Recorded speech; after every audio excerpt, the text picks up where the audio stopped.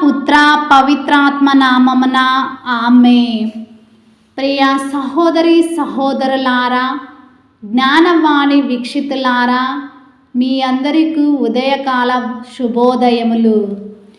ఈనాడు న్యాయాధిపతుల గ్రంథం యెహోషువ మరణంతో ప్రారంభమైనది.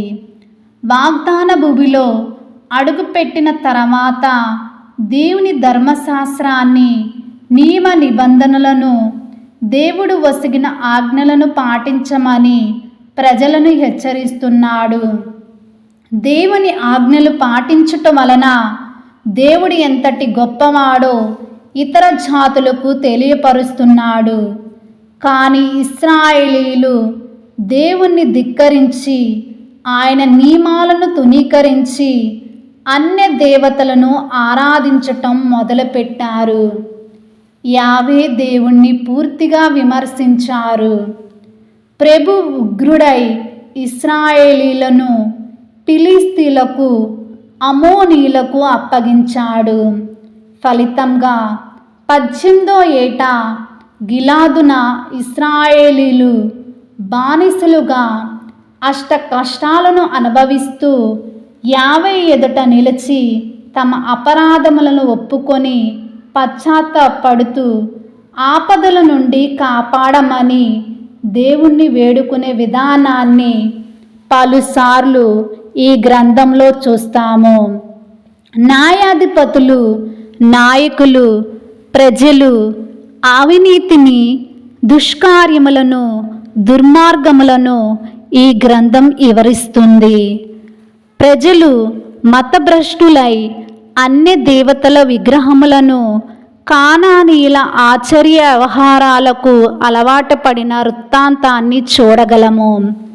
వాస్తవముగా న్యాయాధిపతుల గ్రంథం మతహింస పూరితముగా ఘోరమైన అక్రమాలతో నిండి ఉంది.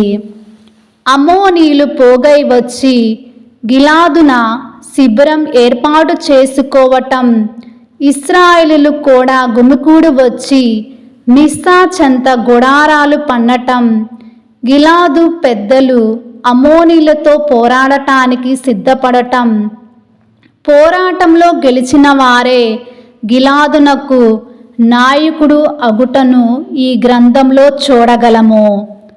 అమోనీయులు ఇశ్రాయేలు మీదకి దండెత్తి వచ్చుటను, ఇశ్రాయేలీయులు అమోనీయులను ఎదిరించలేక గిలాదుడగు యిఫ్తాను సహకారం కోరటం, యిఫ్తా అందుకు అంగీకరించటం గూర్చి చూడగలము.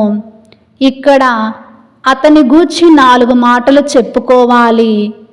ఆయన కొంతమంది దుండగములతో కలిసి పట్టణముపై పడి దోచుకునేడి స్వభావం కలిగిన వాడు.